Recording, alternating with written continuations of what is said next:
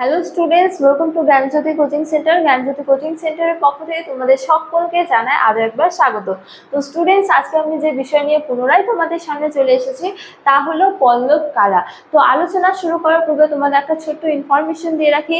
তোমরা যারা এখনো আমাদের সাথে যুক্ত হওনি কিংবা যুক্ত হতে চাইছো, তারা উপরে এই দুটো নাম্বারের মধ্যে যে কোনো একটিতে যোগাযোগ করে আমাদের সাথে যুক্ত হতে পারো। চলো আর দেরি না করে আমরা আজকের আলোচনা শুরু করি। তো আজকের আলোচনার বিষয় হলো পল্লব কারা।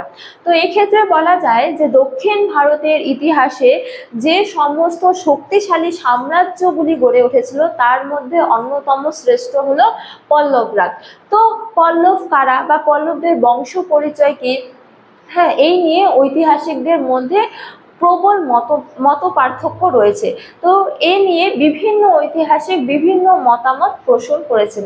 যেমন ডক্টর জয়সওয়াল বলেছেন যে পল্লবরা ছিল ব্রাহ্মণ বকাটক বংশের সঙ্গে যুক্ত।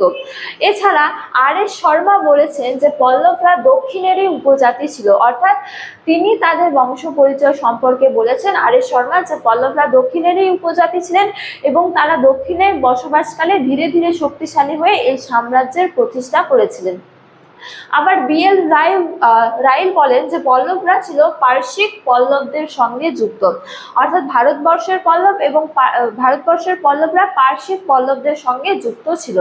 তারপরে রিজ ও ভিনকায়াল বলেছেন যে পল্লব ও পারস্যের পল্লবগণ ছিল একই জাতিভুক্ত, অর্থাৎ ভারতবর্ষের পল্লবগণ এবং কি পারস্যের যে পল্লবগণ রয়েছে তারা একই জাতিভুক্ত ছিল। আবার ডক্টর মহালিঙ্গম বলেছেন যে পল্লবরা ছিল ভারদ্বাজ গোত্রের, তারা সঠিকভাবে দক্ষিণের লোক ছিল না।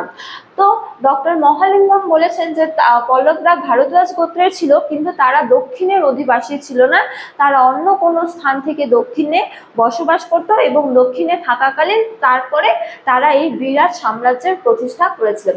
আবার বিভিন্ন ঐতিহাসিক বলেন যে পল্লবরা ছিল চোল ও নাগ বংশভূত, অর্থাৎ চোল ও নাগ বংশের মিলিত পর্যায়ে এই পল্লবদের উৎপত্তি হয়েছিল। তারপরে টলেমি বলেছেন আবার যে খ্রিস্টীয় দ্বিতীয় শতকে কাঞ্চি নাগদের দখলে ছিল। এই কাঞ্চি হলো পল্লবদের রাজধানী। তো খ্রিস্টীয় দ্বিতীয় শতকে এই কাঞ্চি নাগদের দখলে ছিল, কিন্তু এই নাগদের পরাজিত করে পল্লবরা এই অঞ্চলে তাদের সাম্রাজ্য প্রতিষ্ঠা করেছিল বলে ঐতিহাসিক টলেমি তার মতামত পোষণ করেছেন। তো স্টুডেন্টস, এই ছিল আজকের আমার আলোচনার বিষয়। তোমাদের আলোচনা ভালো লাগলে অবশ্যই ভিডিওটি লাইক করে বন্ধুদের সঙ্গে শেয়ার করো এবং আমাকে অবশ্যই কমেন্ট করে জানিও তোমাদের ভিডিওটি কেমন লেগেছে। তোমাদের সাথে দেখা হবে অন্য এক ভিডিওতে অন্য এক টপিক নিয়ে। ততক্ষণ ভালো থাকো, সুস্থ থাকো। Thank you.